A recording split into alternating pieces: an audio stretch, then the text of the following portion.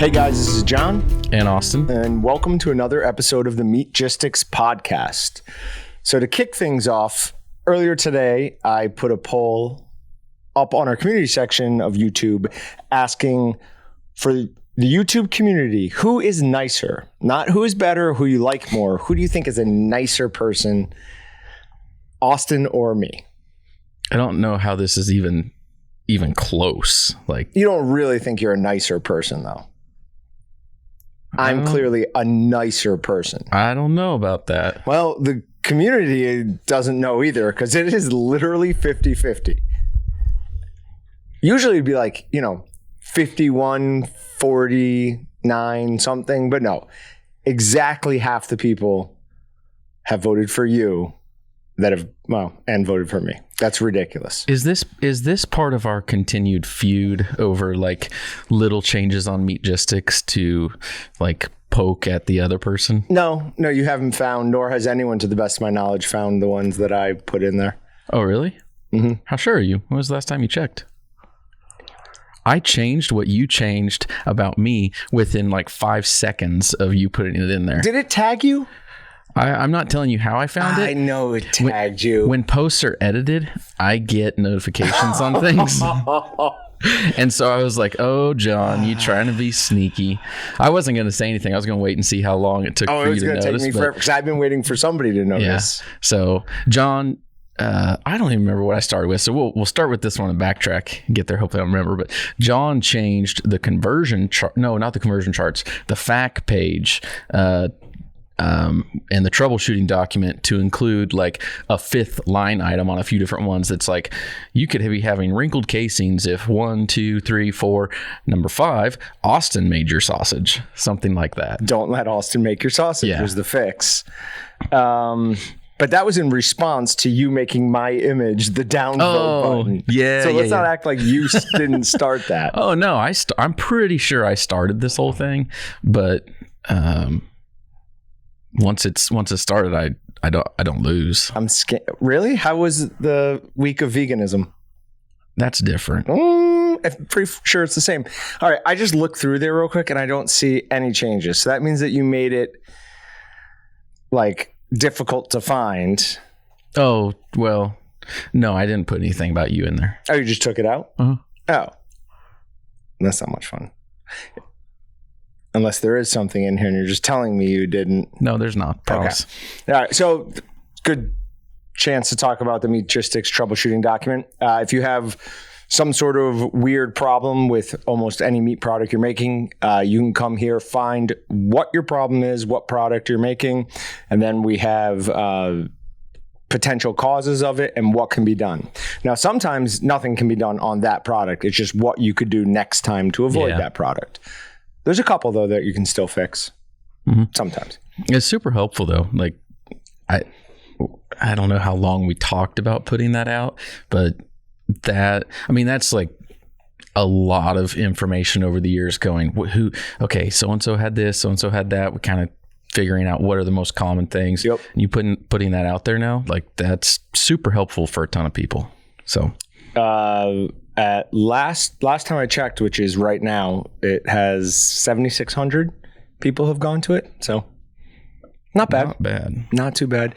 Now that's nowhere near the conversion chart, which is clearly the most helpful thing I've ever done, with 65,000 people going to that conversion chart. That's insane. And now that might drop off though, because I had Rachel go through and take all of those and actually put them on the page. On the actual product page. So any product you go to on meat or on waltons.com, as long as it's a sausage jerky, summer sausage seasoning, something like that, it'll have the full breakdown. So it'll give you how much to use per pound of meat in both weight and volume, and how much to use for 5 pounds of meat. So, all right. Enough talking about all the awesome things I've done. We should talk about some stuff you've done. Do you have anything? Am I supposed to? No. We were supposed to talk about something. I don't even remember. Like last week, you brought up something like, oh, we need to talk about that on the podcast. Do you remember what it was? It's gone. Huh. No idea. Now, there is one thing we could talk about, or we might end up cutting this segment out. We don't often do that. But the one shot. Are you aware of what's going on? Oh, yeah. Okay. So we had been telling everybody, because it's what we had been told, that the Walton's one shot was coming in with the fixed stud, and we would have extra studs to then give everybody who bought one a coupon code, and next time they place an order, they could get one of these replacement studs. Just seemed like the easiest way to do it. Unfortunately, there was a miscommunication, and the old studs came on the however many just came in, and the ones that they sent us were not one-shot studs. They were just regular number 12 studs. So those are useless, and I don't know what we do with those. They are air freighting us what they have in stock of the correct ones, and then they are covering shipping to get them to people, and then they are working on manufacturing more of them because they're sending us everything they have. So I don't know what to say. Yeah. Sorry, we're getting it fixed. It'll be quick though. If they're air freighting in, we should have those within a couple days, maybe even by the time the podcast is out here. I would think. I doubt it. You don't I think broke a lot of things when I opened up one of those and saw that. I went on a rampage. Yeah. An absolute rampage. Yeah. So we're getting that fixed. The insert for the quick patty maker. Ooh, yeah. That's in. Saw that came in. You can order those. We have it up on the website. Pat took a picture of it today, so it will have an image up on the website. The holes are 2.5 inches in diameter, and they're 3/4 of an inch thick. So if you like your patties a little bit thinner than that, you can smush it down a little bit. But I think it works great. Love it. I hope that goes as well as we think it will, just because so many people have asked us for that over the years. It's Is that insane. the number one, like, not like odd request? Like, that's not super obvious. Yeah. I would say, right? Yeah. It's, yeah. Do you have an insert? Do you have an insert? Definitely a top request. Do you remember when I tried to craft one? Yeah. Never worked. I wanted something that you could put inside the regular one, but no matter what I did, as soon as you push it over, it just falls right out. So it was never going to work.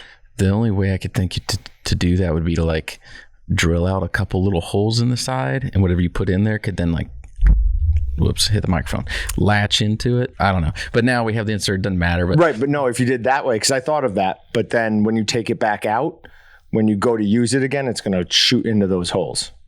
True. So yeah. I don't know. It's fun though when we start thinking of ideas to try, and you and I get in here and do stupid stuff. The best of all time, I think, is still when we tried to use the sausage stuffer as an apple press. That was just fantastic. They say you can't plan a viral video, but had we actually been recording at that point, I mean, just one, the ridiculousness of how far it shot out, but then our reactions to it. It was insane. I mean, I lost control of my body. I was laughing so hard. I legitimately fell on the ground. That was awesome. Okay. So did anything else come in with those? No, those are the two things. We have electric stuffers are back in stock. So electric stuffers are back in stock and ready to ship. They're working with Andrew, talking about a new upgraded motor. I ran through snack sticks on that thing. Like, I had the two new customer service agents in here, and we did 25 pounds of these. We made these snack sticks. It's just no problem whatsoever. So, I mean, I understand that people are experiencing problems with them, but I don't know if I mean, that is just one I picked out of a box. That wasn't sent to us. That wasn't a Potemkin unit. So, yeah. Overall, I mean, in my opinion on the whole thing, like, it's a nice stuffer. It's got a little motor on it. It makes it super convenient, but it's still something that costs under $1,000 in something that we're trying to replicate technology from the commercial meat processing world that at the lowest level costs, what's a 26-pound Tulsa cost now? Probably $3,500. Oh yeah, for now. Yeah, for sure. I mean, we're trying to take something that is a lot bigger, a lot more expensive, and put it into a package that works well for the retail and at-home user. And so it's not going to be perfect in every scenario, just because if we want perfect, we got to go spend 3-4 times the amount of money, or even go past that. And I mean, that's just talking hydraulic stuffers. And you really want perfect, you got to go up and get a vacuum stuffer, and then you're talking $30,000 at minimum. That's probably not even realistic. It's going to be higher than that. So it's one of those things where, even though like it's really nice, it's a great unit, but expecting pure complete perfection on it isn't totally realistic, just because of it's trying to duplicate something that's a lot more expensive. Yeah, my problem though is like with that motor, I've done hundreds of pounds of sausage and it hasn't failed. And then, it's extremely frustrating and disappointing to hear about people who it fails during the first one. And I'm not saying that people at home are doing, necessarily doing something wrong. It's just manufacturing variations, I guess. Yeah. Not everything is going to be exactly perfect and exactly the same. Yeah. Well, I wrote my name on the top of that motor. So I did. That motor says Jon's motor, and I'll shoot if someone tries to take that. Okay. Now I said these snack sticks are gigawatt hot with ghost pepper. And we broke up the one chip challenge that you weren't man enough to do. I wasn't man enough. You still could have ate it and proved your manliness. But that's not the point. I didn't lose. And we spread it out across an entire 25-pound batch. You've already taken a bite, but take more bites. Take more bites. That has to be a piece of chip in there. No, it was blue. Never mind. It was blue. No, it's casing bleed. There, like that. Oh, no, it's the red pepper from the gigawatt. Mm-hmm. Yeah, no, gigawatt by itself's got some heat. Ghost pepper obviously had some heat, but that one chip challenge thing really gave it a lingering heat. Like the ghost pepper cheese is hot, but it fades really quick. Kind of the same thing with the gigawatt. Whatever I just said there, gigawatt. This heat lingers. However, some things are just hot just to be hot, and they're almost obnoxious. This is a pleasing heat. Mm-hmm. I really like this gigawatt with that one chip challenge thing. Pocky, what's it called, Patrick? I'm not sure. See, he's mad at me. I don't know the name of it. I gave him the keep going thing earlier.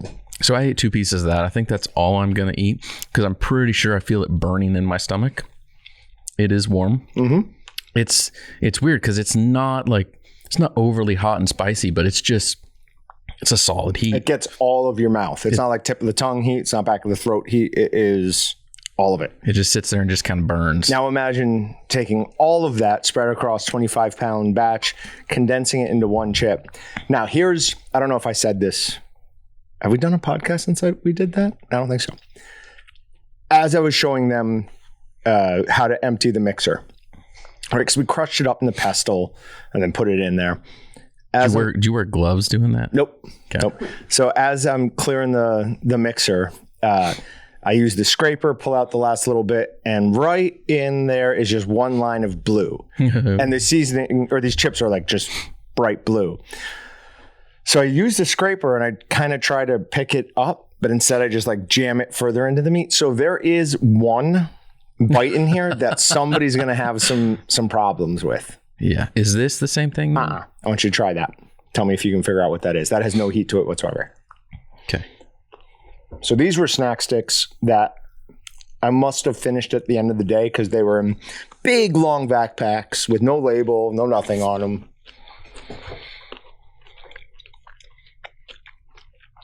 I'll be honest, it's hard to taste flavor after having ate the spicy one. So it's not a snack stick, if that gives you any help. Is it summer sausage? It is. I don't know which one. Okay. It tastes like a summer sausage. But getting the summer sausage at all was good. It's H summer. So we wanted to do H in a snack stick to kind of go over the difference between snack stick and like what the different sizes would make for taste. That's interesting. I actually unrelated. I didn't know you did this, but I ate a couple days ago a store-bought snack stick. Okay. I was just in the store and I'm like, I'm hungry. I was like, that's better than something else. But it was summer sausage and a snack stick. And I was like, it'll be interesting to see what somebody else's take is on that. Try it. And it was good. I mean, it was like this. It tasted a little bit of heat, just like reared its head. That's going to keep coming. But to be fair, you tried one right before the podcast and you kind of poo-pooed the heat. So that's why I wanted you to eat a few more pieces. Okay. But it was good. It's different because you change the form factor and it does affect the texture and your mouthfeel. Love the word mouthfeel. Palate appeal. Papa Salt. But it just, it's different. So if somebody's looking to do something different, I'd suggest trying it because it still is a familiar flavor, but it is. I'm struggling to describe what it does to it, but it's different. I don't know. It tastes like it, but it also tastes different. Mm-hmm. It's unbelievable. It's good that I don't rely on using words to make my living. All right, let's talk about these. Go ahead. You bought them. Great. So, I came across something. This is not a sponsored product, just FYI. Make sure everybody's clear on that one. Something called carnivore crisps. My wife actually found it and she was interested in it. And she was like, should I buy some? And I'm like, no, don't buy any. I was like, I'm going to go buy some. We'll talk about it on the podcast because there's a bunch of weird stuff. One, John and I, we like always trying like different game meats. So they had bison, they had lamb, they had chicken, elk. But then they also have beef liver, chicken skin, beef heart. And the one I'm actually mostly excited about is beef ribeye. Well, that's not this one. We're trying bison first. So they kind of seem like jerky, but it's not jerky. I don't know if I want bison fat. Yeah. I've never tried bison fat. It's when they say crisps, I mean, that is accurate. It's very thin and it is crispy. So from what it is, John and I were talking earlier, I don't know that they can actually call it jerky. I think that's why they have it labeled as crisps. Yeah. We had a commercial customer that we ran into that with on a product that was too thick and they couldn't get it to actually meet what they needed to really call it jerky. So they called it more like a steak strip or something like that. I forget what it was. Do you remember? Dragon's breath, kipper beef. No, it wasn't that, but similar scenario, similar thing as that. But it's just different. There's supposedly no nitrites or nitrate. Mm-hmm. I thought I remembered reading something that the salt in it actually has something, and John and I, we could never find anything. So I'm not really sure. I don't know. It's basically a sea salt that's used in it. Yeah. And that's the only curing agent, basically. It's just salt. So they're making it shelf stable by using salt and making the water activity very low. Incredibly low. Very low. Incredibly low. I tried to break a piece close to the microphone, so hopefully you guys heard a crisping noise. All right, so that one was the bison. That's not bad, though. It's not bad. I like that. That's not bad. It tastes a lot better than it smells. Yeah. When you said this isn't a sponsored product, I was about to say, yeah, you'll figure that out when we review it. But no, that wasn't bad. Here, hold on. Don't say it. Don't do anything. So that's how dry it is. I mean, it is almost as dry as a potato chip. Patrick, do you want any of this? No. It's not bad, man.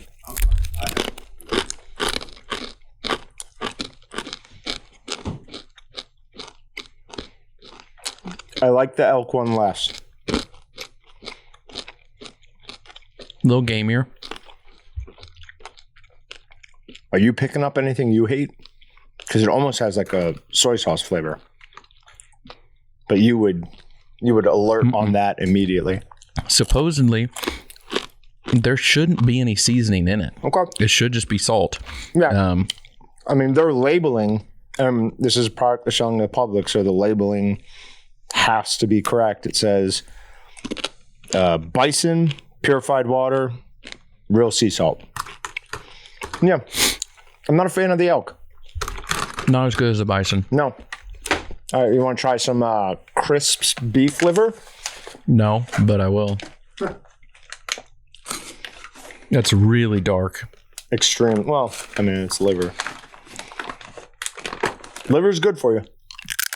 Oh, that one's got a different texture.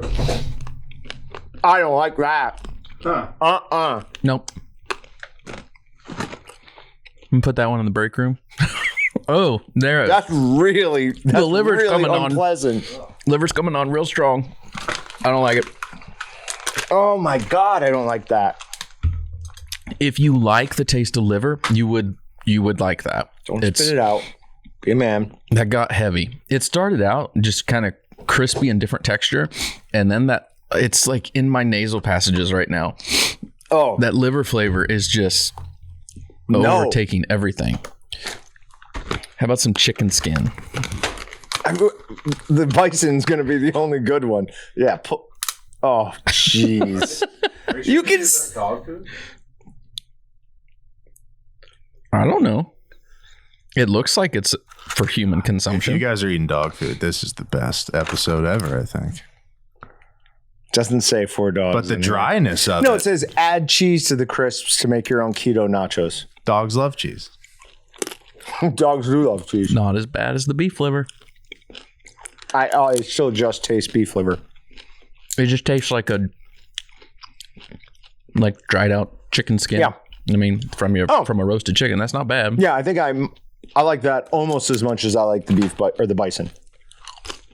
Okay, so chicken skin and bison are good. We got to do that one last because that one's actually going to be good. Do the other chicken.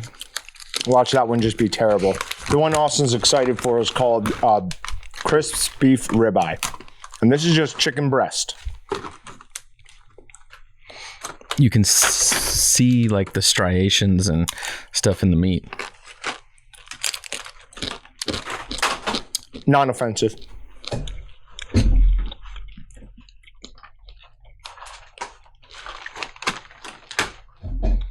Not as not good bad. as the skin or the bison, but like I nothing this.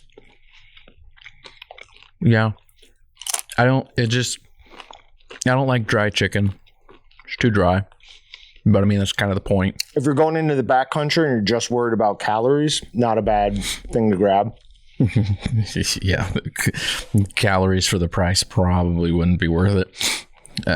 Those guys are more worried about weight than they are price. True. 1.5 ounces. And I'm pretty sure that all of these cost anywhere from $8.99 to $12.99. I mean, that's expensive, but all right, let's move on. Go to the beef heart. Beef heart. Yeah.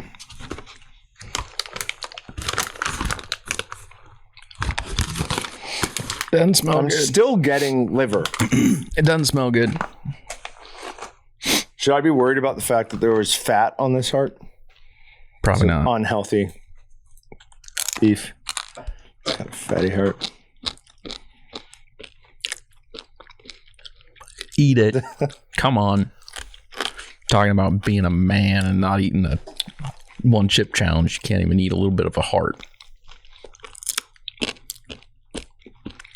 Oh, Not horrible. no. I don't really like it, but it's not bad. No. It neither does nor doesn't do anything for me. Okay. The ribeye. Leg of lamb. Patrick likes Oh. lamb. I don't like the look of it. Maybe it's just the random piece I got. No, they all kind of look like that, it looks like.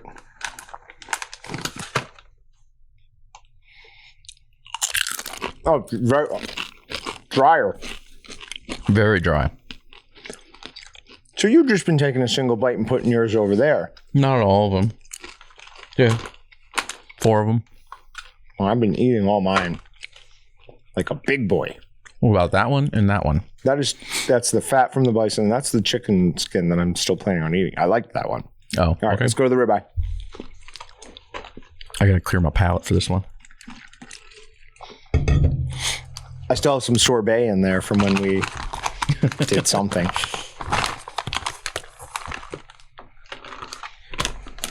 This feels like the moistest. How expensive was this bag?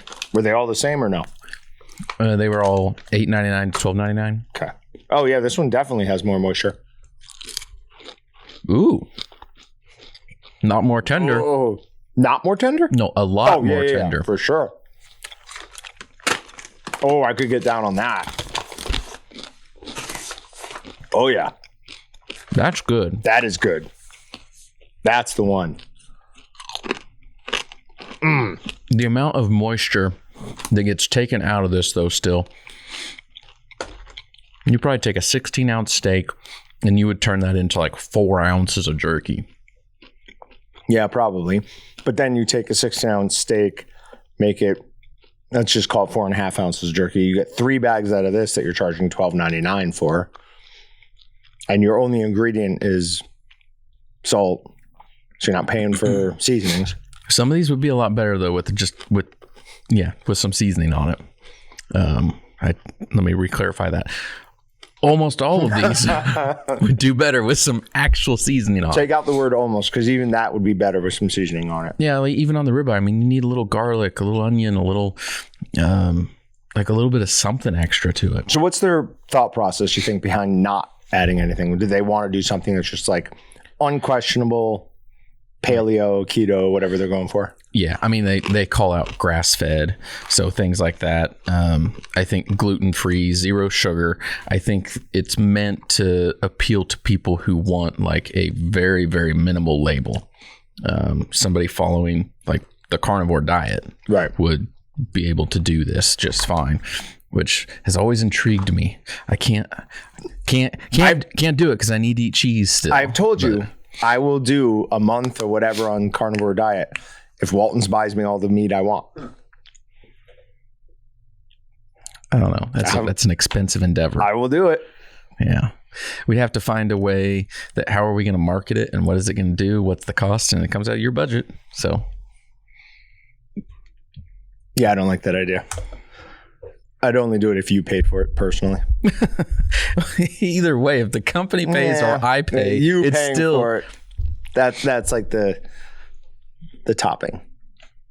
It's the cherry on top. We'll see. All right. Do you know what paprika is made from? Oh, dang it.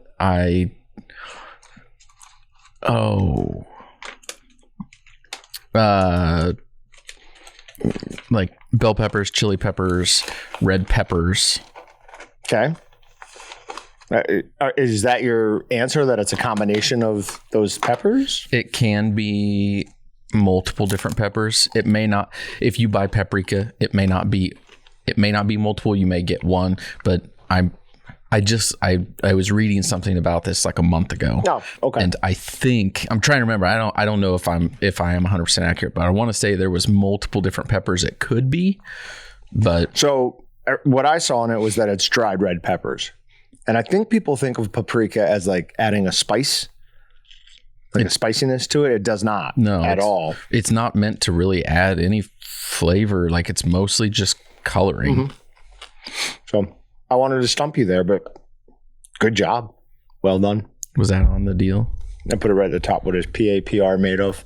I didn't want to let you look it up. I was wondering. I was like, what is paper? I'm like, what am I supposed to know for this? Okay. Moving on to Meat Matters. Sure. All right. Made in the USA, proposed rule change clarifies grocery meat labels. Shoppers could soon find it easier to tell if those grocery store steaks or pork chops are really made in the USA.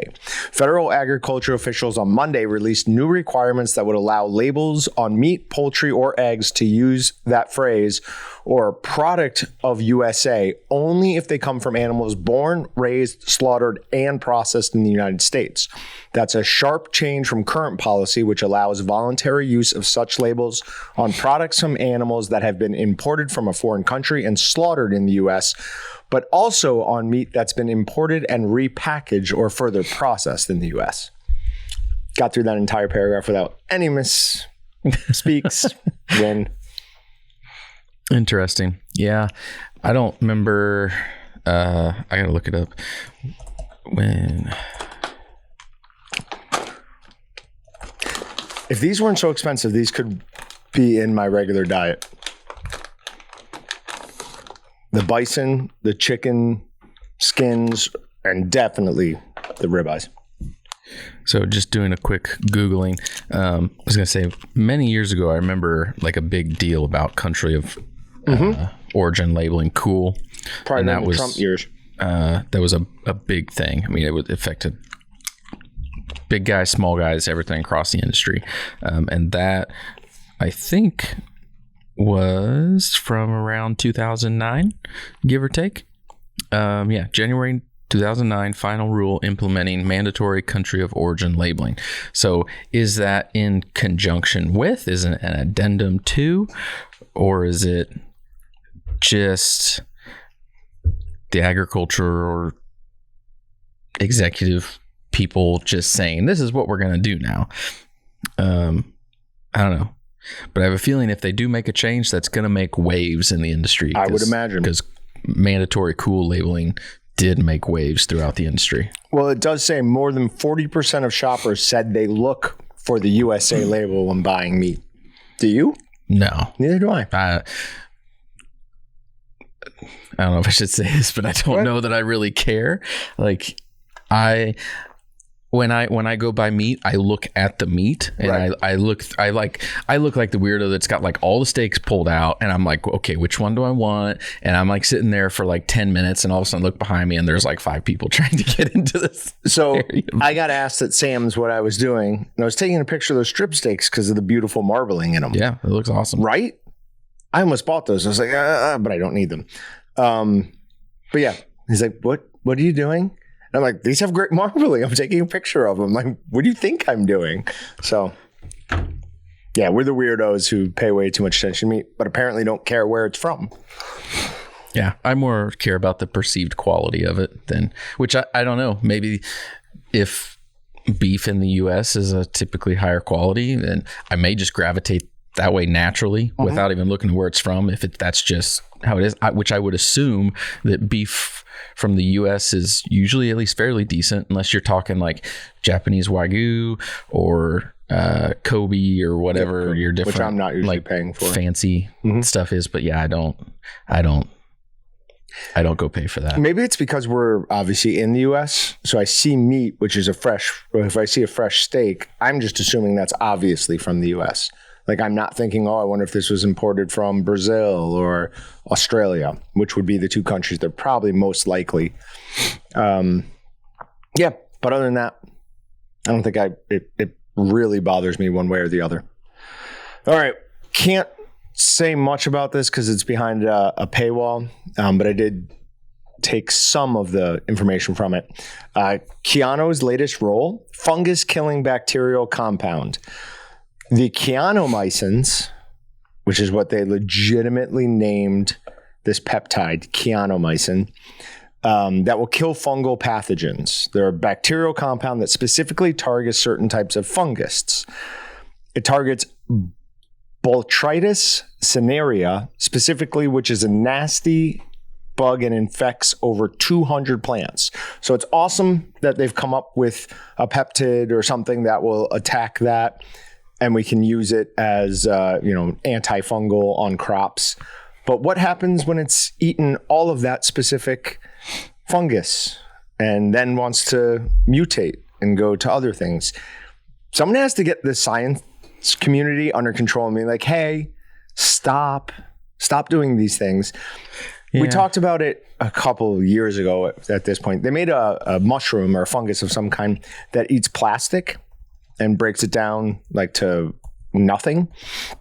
What happens when that fungus gets out and just starts spreading? I mean, everything in this room is made of plastic in some way, shape, or form.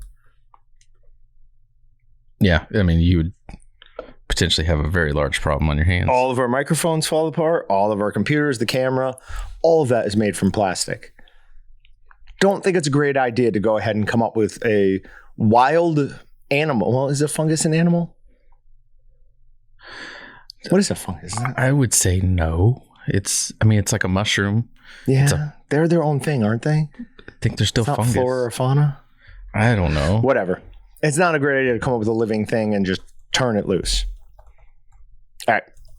So first, before we go on, I'm trying to find more stats as I'm talking here, but some of it and what scientists do on different things like that, I mean, it sounds awesome. He's looking at weird graphs. Yeah, over there. here we go. So, okay, I just pulled up like wheat. What's the yield? How many bushels per acre? So we're actually not from. I just pulled up a different chart, but I switched to this one because I looked at new data. Now I got old data, but the new data we're somewhere around like 40 to 50 bushels an acre, and it peaked like a few years ago. Kind of been up and down, but if you go back to like 1950, we had 16 bushels an acre. Go back to 1900, there was 12. Sure. Go back further, there's 11. So as people improve, whether it's and I think you could probably see the same thing on like a chart about beef and cattle and how much meat, 100%. quality of meat. So as time goes on, we get better and we do so much more at producing more with less and people continue to get less and less healthy, and more diseases are cropping up. Yeah, it's probably a lot of people like, eat too many Oreos. Anxiety, all these things, like they'd put people in an institution back in the 50s if they had half the anxiety level of the average teenager right now. Yeah. So all of this, yes, you've created a surplus and a wealth, and you've managed to feed more people with, the same amount of land, but you haven't increased the nutrients. You've altered the food. Have you heard and obviously there is no data to back this up, but I've seen a bunch of things recently where people like, I had friends come in from out of country, spend a month in the United States. All of them put on like 10 to 15 pounds. And they said they were eating the same amount they eat at home. There is something in our food right now that is causing a whole host of health issues.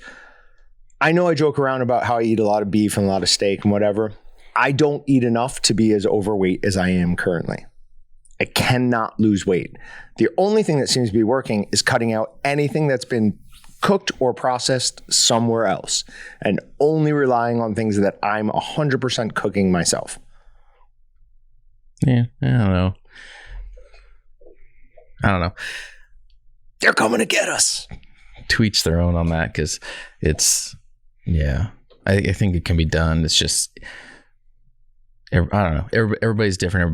Everybody's body is different on how they handle food and whatnot. But I don't know if we could we even sustain the amount of people that we have now in the Probably world not. if we didn't literally, like we tripled our yields. So between ranching and farming, could we even feed everyone that's on the earth if we hadn't done that in the last 70 years? Hunger really isn't back in like the 80s, they would talk about like world starvation, how we were going to have too many people, we wouldn't be able to feed them all. We have the exact opposite problem. We have homeless people who are obese, not, heavy or whatever. They're obese. There is too many calories available to everybody. So we've shot right past the target. Yeah, I don't know. Is it better to have too much or too little? Too little. Probably I would depends. argue. We're supposed to struggle. When we just have all the calories we want at our fingertips, I don't think it's good mentally. I know it's not good physically. Well, it's weird. Homeless people are still well fed in this country. Yeah. Yeah. Like they're not well fed. There are obese Oh yeah. homeless people. Well, they don't seem like, and this is, I don't know their day or what but they don't like, used to be like, oh, I need money for food. Like, could you please, I need money for food. Now it's just like, they're not, they're a stone's throw away from rubbing two pennies together and getting something at McDonald's. Like, and that's not trying to be mean, but that is reality. Yep. Yep. All right, moving on. Biden-Harris administration announces action investments to create fairer markets. So it's another 89 millions of dollars. 89 million invested to finance startup and expansion of independent processors. Sweet. Yeah. However, I have concerns. Oh, Huge surprise. Anytime, Once an industry has relied this long on government handouts, how do you ever expect it to break away from that? Don't. So You start it and it then doesn't all they stop. start doing is, okay, you want more of these government handouts. Well, now you have to start, making this change that we want, making that change that we want. Pretty soon, there is no, free and fair market for beef, for pork, for chicken. Yeah. Yeah. On one hand, it's cool. And on the other hand, yeah, there's some scariness behind it, but I don't know. It's one of those things. There's a lot of things I don't like that happen and come out of the government, but when you're given the system, you play by its rules is kind of what I go by. Kind of goes back to other things. It could be like, should a business use tax abatements? Personally, I don't like tax abatements, but if your competitor down the street's using them and you're paying taxes, you're paying into the system, why don't you use the system and use what's there? Because that's what you got to do to compete. So we'll see how it goes. But yeah, they just keep, it seems like they just, every month it's like, oh, this new program's out, this new program's out, this new program's out. It sounds all great, but the long term will be the judge. Yep. I mean, we'll look back a couple years from now and be able to, hindsight's 2020, see what's going on. That money's all being printed out of thin air. It's funny because I took Spanish in high school and aggressively and proudly never learned it. But now if everything goes to pot here, I'm moving to Argentina, and that's what they speak down there, Spanish. So what are you, Hitler? You moving to Argentina? Jeez. Did you ever watch Hunting Hitler or Finding Hitler? I mean, I was familiar with the show. I didn't really it's so funny with those shows. It's like, of course you didn't find him this episode. It would have been breaking news 6 months ago when you were filming it. So it's just like, there's no way, but they still do. Same thing with Bigfoot or any of those Curse of Oak Island. Yeah. I'm just like, they're not like, but meanwhile there I am. Alas, we did not find the, Aw. I'm like, oh, come on. Shoot. 48 minutes for this? Nothing. All right. Cattle chat. Tips for feeding steer at home. This is from K-State. I figured that you'd appreciate that. Locally sourced food has grown in popularity in recent years, leading some cow-calf producers to raise steer calves through the finishing phase rather than selling them at weaning. Expert at KSU Beef Cattle Institute said it's important that first-time cattle feeders deliver the appropriate ration and understand the increased expenses they may incur. So they give some reasons or some tips on how to feed them. Really, the main one was understand that your beef is going to be more expensive this way, not cheaper. You're going to average, a successful one would average at $5 a pound. But it says the main goal for steers hand-fed between 700 pounds through 600, somewhere it should say 650 and 700 pounds, but it doesn't. 650 and 700 pounds through the finishing phase is 3 pounds per day. That's crazy. That's insane. 6 pounds of feed for 1 pound of gain. And they want to add 3 pounds per day. That's absolutely crazy. And it's about 2.1 tons of feed during that phase that the cattle will need. So another one of their tips was buy good airtight storage and buy in bulk because you're going to be feeding that little thing a lot. That's crazy. Okay. Family raises dog in quotation marks for 2 years, then realizes it's a bear. How? A family in a remote part of China adopted what I thought it was a puppy, only to discover 2 years later it was actually a bear. Su Yun, who lives in a village outside the city of Kunming in Yunnan province, I did that well, bought what she was led to believe was a Tibetan Mastiff puppy while on vacation in 2016. Now, to be fair, Tibetan Mastiffs are enormous. They sort of look like bears, right? But that's my dream. To be able to raise a bear. Did you ever watch How I Met Your Mother? Here and there. Okay. I hated all the characters. Oh, Barney has a good him one there especially about a bear and wanting a bear and having a ring bearer for a wedding. A ring bearer, but not a bearer. Yeah, ring bear. That's what I always think of on bears. But yeah, but have you ever seen a Tibetan Mastiff? Mm-mm. They you could easily mistake one for a bear. They are amazing looking. Hold on. Lion-like Tibetan Mastiff is the most expensive dog in the world. Yeah, they sold it for in China. I think it was like $2 million. One of them. I don't know. I mean, Look at that. It's fluffy. It's got a lot of hair. Oh, does that look fluffy to you? They are super vicious. This and the Kangal are the two dogs that they say like nobody should own.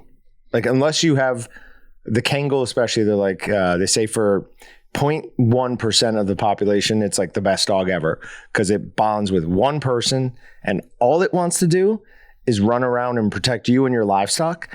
If you don't have a huge amount of land for it to roam around and livestock for it to guard, it gets bored, and that's not a good thing because they are full. I mean, these dogs take on wolf packs. I need one of these. Not wolves.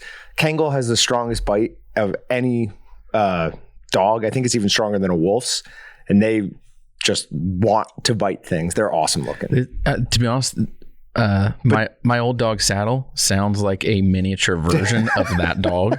She bonded to one person in this world, and That's it was fair. me. That's and fair. She just tagged along with me, guarded and protected me. That's true. And wanted to bite. Yeah. Definitely wanted to bite. I remember the first time I saw Saddle was in that crossroads right there, and I went to pet her, and your mom was holding her, and she almost looked at me like I was stupid. She's like, no, you don't pet Saddle. I was like, she's a dog. She's not a nice one. I was like, oh, okay. All right. Moving on. Cardiologist speaks truth about cholesterol and statins. So this is a super interesting article. It's from the Epoch Times. Epoch? I don't know, whatever. I was super proud. My mom reads that website now. But it's about why the body creates cholesterol. And so for years and years, they've been telling us that the cholesterol you eat is going to be in your blood. And we've learned recently that's not true. And I hope we've pushed that information out on the Meatgistics podcast. But basically, it's your body's natural response to toxins and oxidation in your body.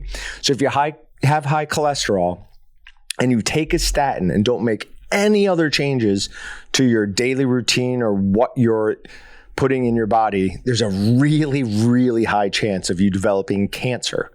That's interesting. Right? Yeah. Now, I've always heard statins super bad for you, but I've never read it as well laid out as this. So it's Nathan Pritikin, the father of the Pritikin diet, lowered his cholesterol from over 300 to 120 and ended up developing two different types of leukemia. Not diabetes, leukemia within a year. It's crazy. Right? So really, really interesting. Okay. A simple, free way to heal your gut with no side effects. This is also from the Epoch Times.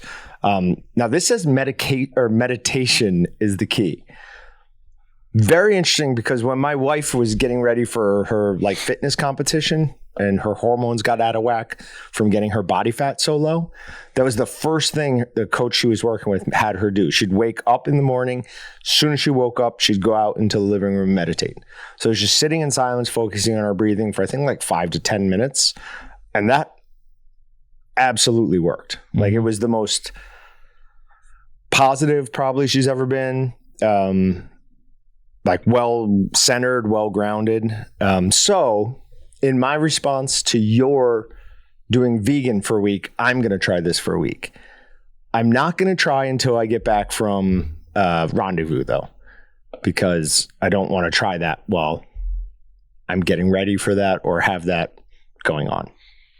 Interesting. So I'll probably forget about this and then won't have to do it. It's behind a wall, so I can't read the whole article. Yeah, I know. I signed up for it. Yeah, I don't want to sign up for it. I don't want to give them my email. But I would bet that that's real just because when my anxiety gets bad, my digestive system doesn't operate like normal. And so it's very much tied. So if you spend more time meditating and can just keep your brain and your mental status just more chill, lets the rest of your body just stay more chill. How and why they're linked, I don't know, but I can at least attest to it going the bad way. Have you ever meditated? I've tried. I know like exactly what they're trying to get through or get you to get through is what makes me stop. It's just I can't, my brain just goes, Yeah. and that's like what they're trying to get you to do. It's like recognize the thought, acknowledge it, just let it leave. My brain goes, no, Yeah. come on. I don't do well with meditation. I mean, I've tried it, but yeah, my brain is like that, and it doesn't just shut off. And so then I'm sitting there dealing with the yakety yak going on. Is that in my what head. it is though? It's like practice at doing that Yep. every day until it's like you don't think of a thought from the 4th grade. You don't think of a song. Oh, what was that? Or you don't think of just. That's what my understanding is that's what they're trying to get you to not do. He's like, you don't block out the thoughts. You like, You get better at. you have them, you just controlling acknowledge it and you go, okay, move on. But I couldn't do it. I don't see feel like you said she did it like right when she woke up. I'd fall right back asleep. I'm closing Right? my eyes for 5-10 minutes. Could you? And like, do you have to be like sitting a certain way? Like, I almost mean this. It's a half joke, but like, could you like, if I'm on the toilet, can I meditate for like? I'm there for 5 minutes. Like, I don't think you're supposed to be doing anything else. well, who's doing anything? Like a bear You're- doesn't think about going to the bathroom. It just goes. That's fair. That's fair. All right. KFC brings back double down chicken sandwich after 10-year hiatus. Yes. So do you know what this is? Oh, do I know what this is? I helped put This- this on the map, baby. Yeah, this is amazing. I had no idea this is happening. I'm pumped. All right. So we'll have to get one as soon as it comes We'll back. get a couple of them. All right. So it's the KFC no bread double down is back. It's 2 pieces of extra crispy chicken, 2 pieces of bacon sauce, and no bread. But, I was like, not expecting this reaction. You know what's crazy is like when that came out, people were like, "Oh, that's way too much food." What are we talking about now? Like that's just it's a double burger, but just chicken instead of burger, Yeah. and no bread. Now it's almost. I mean, obviously breaded, but what do we like? That says so much to just where society is with quantity of fast food. Like now we're not batting an eye at it. We're like, why isn't this on the menu? It's just bacon, chicken, cheese, and sauce. Yeah, that's a good point. Put it in a salad and people are spending $15 on it. Sure. So It's healthy. Yeah. It has lettuce. Yeah. Okay, moving on. The wave of food. No. We could do an hour on the double. We'll when they come here, we have a local KFC. I'll make sure we have one for each of us. All right. The wave I'm of gonna throw up. because he's seeing vegan stuff. It's vegan cheese. The wave of food companies quiet quitting meat and dairy has begun. It's no secret that a shift towards plant-based food is a smart way for global companies to slash their carbon footprint. My response to that is no, it's absolutely a question. Lies. It's very Lies. much a question. How do you feel looking at the pizza picture, really? That was my biggest It still question. looks good. Like, and I Does it, I though, have now belief- knowing what you know? Yeah, but I have belief that it could be good. The just cheese, I've lost all faith. There is no hope for any plant-based cheese ever. Like you could at least like still get a pizza where you got a good crust, you got sauce, you got tomatoes, and somehow you're gonna have to deal with some cheese, but that's not the main focus. So it could still be kind of okay. Well, with that one, it's like big clumps of cheese. Yeah. That still looks like it melted. Lidl, LIDL, has taken a bold and necessary step to help consumers transition to a more plant-based diet. Stephanie Jakanowski McGurr, I hate when people hyphen their name, Lidl's director of corporate engagement, said in a statement, which consumers, the demand for beef is up. What are you talking about? There's no companies quiet quitting meat and dairy. This is... makes me madder than all whatever, because people will fall for this. People will read this and go, "Oh, I guess more people are not eating dairy and beef. I should do that." Yeah. That is their intention in this. But in the fast food realm, Burger King has been not so quietly quitting animal proteins in recent years with global launches of everything from plant-based Whoppers to meatless chicken nuggets. Now, this is related to the above. I'd rather eat an actual burger. Why plant-based meat sizzled in the U.S.? One major study showed that a huge reduction in meat consumption, ideally 75% less beef, 90% less pork, and half the number of eggs per world citizen is essential to avoid climate catastrophe. So this is all a pipe dream, and it is never going to happen. You are never going to get 75% of people to eat 75% less beef. And if people do start trending that way, I will just eat nothing but beef and then taunt them constantly that I'm eating your beef. Yeah. I eat your beef. I eat your beef. I don't like going that far with it. Like, why? I don't want to taunt. Don't go on the Meatgistics Twitter page. Yeah, I know. I more like look at it and just go, just stop telling everyone else what you should do and what you think is better and not eating beef. Let me do what I do. I'll let you do what you do. We're past that. Yeah. That's not going to work anymore. Do you remember last week when we talked about they realized that just telling people that eating less or you should eat less meat isn't working? So now that they're trying to make them proselytize to other people so that they'll be more likely to do it. Yeah. I mean, they're using advanced psychology to try to move this football forward. And the only way I see of us successfully fighting back is with anger and rage. Yeah. Well, in my opinion, the way you fight back is you give people the option side by side. Eat fake bacon or real bacon. Try the two. 99.999% of people are going to eat the real bacon and go, that's good. I'm not eating this other crap anymore. Did you ever actually? It would be a bigger problem if fake meat could actually taste like meat and it was a true replacement. It's not. I went vegan for a week. I can vouch that it sucks. Fake meat sucks. No, it does not come close. And so when people, if they go and try it, I don't think enough people will be willing to sacrifice the taste and the flavor that they've come accustomed to. And if it comes to a point where there's like a generation of like people that are raising their kids to just be vegan, at some point they're going to get old enough to try real meat and they're going to go, what have I been missing out on all these years? You're underrating the hold that this whole section of the society has on these people. They will convince themselves that their meatless patty is just as good as a regular burger. And they may actually believe that. Yeah. So that's not going to work. All right, we're going to skip ahead to a couple of ones. Is it safe? Local meat sellers J.C. Summers of The Butcher and the Baker looking for answers. Now, this is from East Palestine. It's in regards to the train derailment. Says they don't know whether it's safe to eat or not. And that's the calls I've been getting. Is it safe? I'm not a scientist here. I just cut meat, so I don't know that either, Summer says. He also says, I just don't know who's telling us if it's right or not right. I don't think we're going to know for a couple of years, he said. So that's a local meat locker up in Palestine where the train derailment was. That's scary. Oh, right? Not to be able to know if the meat you're eating is contaminated with, vinyl chlorine, vinyl chloride, something like that. But he says, I know we're going to be seeing serious fallout for years to come. And it's already been swept under the rug. There aren't any national stories about this anymore. And he's right. That has already moved out of the news cycle. And at best, it's a footnote now.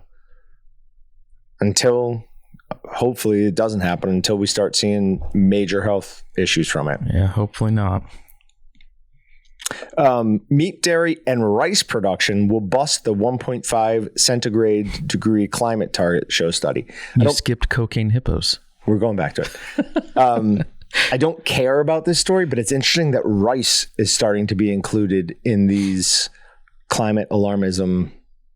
That's the first time I've seen rice added to that. Yeah, I've never heard that before. Right? So we need to keep an eye on that. All right. Proposed Olathe. I was doing so well. Proposed Olathe meatpacking facility would add 600 jobs. Olathe. Thank you. My sister lives up there. I just don't know. Does she call it Olathe? I don't know what she calls it. No, she calls it Olathe. Okay. Trust me. But anyways, it's going to be 32,000 square feet facility on a 138 acre site. It'll give 660 something locals a job, and it's going to cost $152 million. I mean, it's a big facility, so I guess that's not all that bad. All right. Going back to Pablo Escobar's cocaine hippos won't stop multiplying. Colombia wants to move dozens of them out of the country. I don't really care about the cocaine hippos. What? All I care about, though, is you or Patrick or somebody was talking about bears and cocaine the other day. Were you talking about the Cocaine Bear movie? Yeah. Oh, okay. I didn't know that's what you're talking about. And I saw previews a few days later and I'm like, this movie looks awesome. I can't wait to see it. I absolutely can't wait to see it. But we complain about feral hogs here. Can you imagine just feral hippos? I guess all hippos are feral. Whatever. Can you imagine having to worry about hippos? That'd be crazy. I would never my dogs would never be allowed to go down to the pond. Like my walks off leash would be, you'd have to walk everywhere. What kills a hippo? I don't have a gun that would do it. 50 cal right between the eyes. Right? Bigger hippo. A bigger hippo. You just need pet hippos. What was his name? Gustav the crocodile.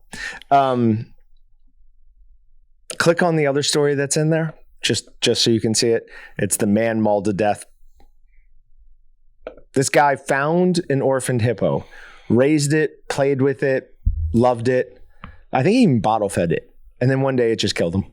That's crazy. They're vicious, man. Hippos are probably like moose.